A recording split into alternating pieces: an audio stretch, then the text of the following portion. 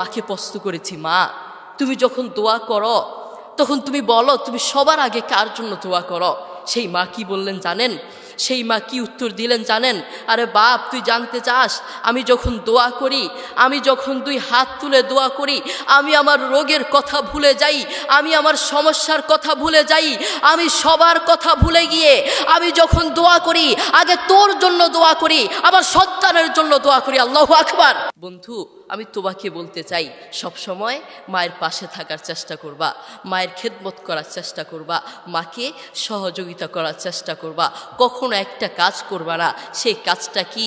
সেই কাজটা হচ্ছে কখনো মায়ের বদদুয়া নেওয়ার চেষ্টা করবা না। বন্ধু মনে রেখো, দোস্ত মনে রেখো, মায়ের বদদুয়া নিয়েছো মানে তোমার পুরো লাইফ নষ্ট হয়ে যাবে, পুরো জীবন নষ্ট হয়ে যাবে। মনে রেখো, রাইফেলের গুলি মিস হতে পারে, মায়ের বদদুয়া মিস হতে পারে না, ঠিক কিনা?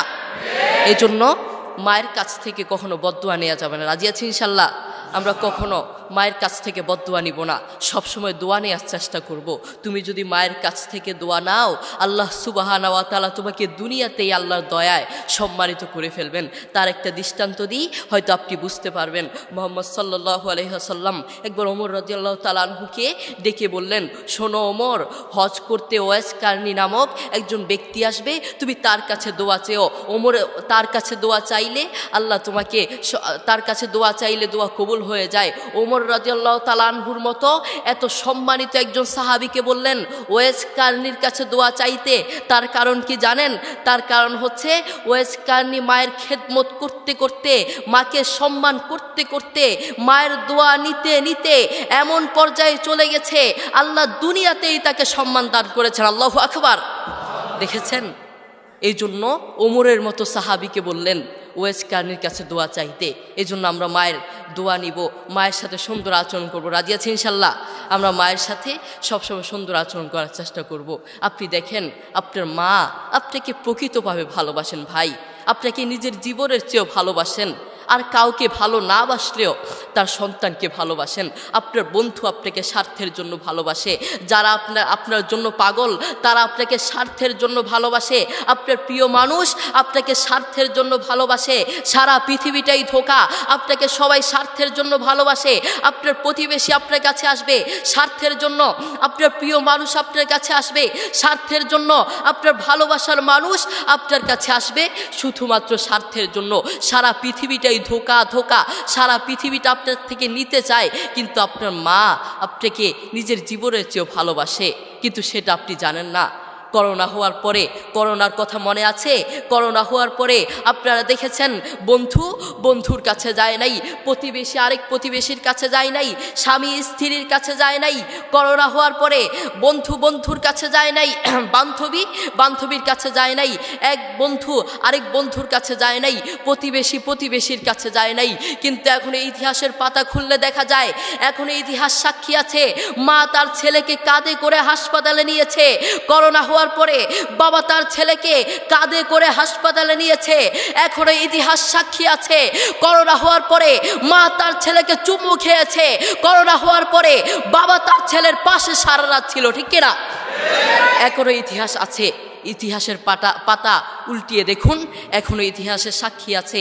আপনার মা আপনাকে নিজের জীবনের চেয়েও ভালোবাসেন, কিন্তু সেই মায়ের প্রতি আপনার কোনো ভালোবাসা নেই, সেই বাবার প্রতি আপনার কোনো ভালোবাসা নেই। আপনি নাফরমান, আপনি কত বড় নাফরমান, আপনি নিজেকে প্রশ্ন করুন, আপনি কত বড় নাফরমান। আমি যদি তোমাকে প্রশ্ন করি, আজ সারাদিন তুমি কার জন্য বেশি দোয়া করেছ? তুমি বলবা। তোমাকে যদি প্রশ্ন করি মায়ের জন্য কয়বার দোয়া করেছ? তুমি বলবা একবারও মায়ের জন্য দোয়া করতে পারি নাই। আমি যদি তোমাকে প্রশ্ন করি আজ সারাদিন কয়বার, আজ একটা মাস চলে গিয়েছে, যারা মা আছেন বাবা আছেন আপনাদের সন্তানদেরকে ডেকে প্রশ্ন করবেন, বাবা আজ তো একটা মাস চলে গেল, আজ তো একটা বছর চলে গেল, কয়েকটা বছর চলে গেল, তুমি বলো তুমি কার জন্য দোয়া করেছ? তোমার মা আমি আমার জন্য দোয়া করেছ? তোমার বাবা আমি আমার জন্য দোয়া করেছ? সন্তান কি বলবে জানেন? আমি মা দুঃখের বিষয়, আপনার জন্য আমি দোয়া করতে পারি নাই, বাবা আপনার জন্য আমি দোয়া করতে পারি নাই। কি সন্তান আপনি জন্ম দিলেন, যেই সন্তান আপনার জন্য দোয়া করতে পারে না ওটা সন্তান হতে পারে না। ওটার মতো নাফরমান আসমানের নিচে জমিনের উপরে আর একটা হতে পারে না, ঠিক কিনা? যেই সন্তান তার মায়ের জন্য দোয়া করতে পারে না, ওটা কিসের সন্তান হলো? এই জন্য আমরা সবসময় মায়ের খেদমত করার চেষ্টা করব, মায়ের কাছ থেকে দোয়া নেওয়ার চেষ্টা করব। বন্ধু তুমি জানো, যুবক তুমি জানো, তোমার মা তোমাকে জন্ম দেওয়ার সময় কত কষ্ট করেছেন, সেই মায়ের জন্য তুমি দোয়া করতে জানো না। আমি আমার মাকে প্রশ্ন করেছি, আমার বাবা আমার দাদুকে প্রশ্ন করেছে, মা তুমি যখন 2 হাত তুলে কাঁদো, আপনারা দেখবেন মায়েরা মাঝে মাঝে চোখের পানি ছেড়ে দিয়ে চোখের পানি চোখ ফুলিয়ে তারা কাঁদে। আমি আমার মাকে প্রশ্ন করেছি, মা তুমি যখন দোয়া করো তখন তুমি বলো তুমি সবার আগে কার জন্য দোয়া করো?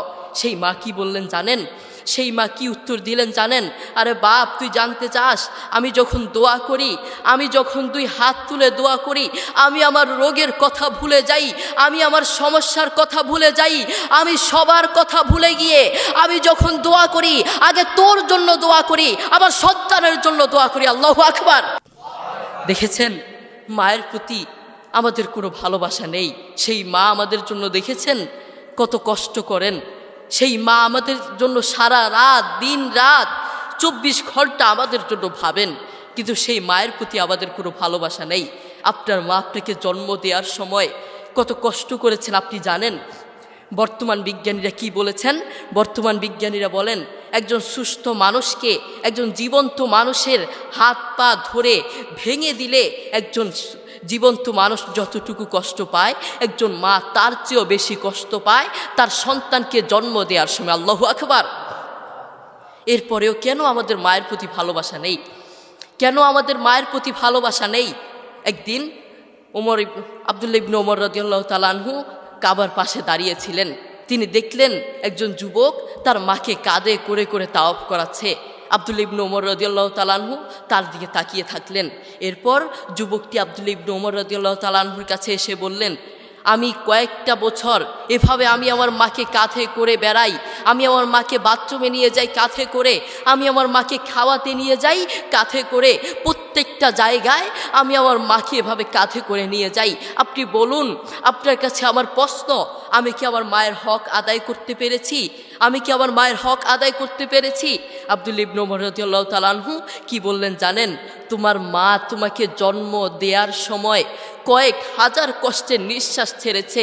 তুমি যদি সেই কয়েক হাজার কষ্টের নিঃশ্বাস থেকে একটি কষ্টের নিঃশ্বাসের হক আদায় করার জন্য কিয়ামত পর্যন্ত তোমার মাকে এভাবে কাঁধে করে বয়ে বেড়াও, কিয়ামত পর্যন্ত একটা কষ্টের নিঃশ্বাসের হক আদায় করতে পারবে না। আল্লাহু আকবার। দেখেছেন মা আমাদের জন্য কত কষ্ট করেছেন, নিজের জীবনের চেয়ে তার সন্তানেরকে ভালোবাসেন। অন্য কারো দিকে না তাকালেও নিজের সন্তানের দিকে তাকান। তবুও বহু কুলাঙ্গার সন্তান তার মাকে ঘর থেকে বের করে দেয়, বহু কুলাঙ্গার সন্তান তার মায়ের উপর আঘাত করে থাকে। আরে আমি তো আমার পক্ষ থেকে বলতে চাই, যারা তার মাকে ঘর থেকে বের করে, যেই অযোগ্য সন্তান, যেই নাফরমান সন্তান, যেই কুলাঙ্গার সন্তান তার মাকে ঘর থেকে বের করে, ওটা সন্তান হতে পারে না। আসমানের নিচে জমিনের উপরে ওই সন্তানের মতো নাফরমান আর কে হতে পারে? যেই সন্তান তার মাকে ঘর থেকে বের করে দেয়, তার মতো নাফরমান আর কে হতে পারে? আর সে তো পশুর চেয়েও খারাপ, সে তো জানোয়ারের চেয়ে খারাপ, সে তো বিড়ালের চেয়ে খারাপ, সে তো শুকুরের চেয়েও খারাপ, ঠিক কিনা? যে সন্তান তার মাকে ঘরে রাখতে পারে না, ওটা সন্তান কিভাবে হয়? এই জন্য আমাদের উচিত সবসময় মায়ের খেদমত করা, সবসময় মায়ের পাশে থাকা, মায়ের খেদমত করা, সুবিধা অসুবিধায় মায়ের পাশে থাকা। আল্লাহ তাআলা আমাদের সবাইকে মায়ের খেদমত করার তৌফিক দান করুন।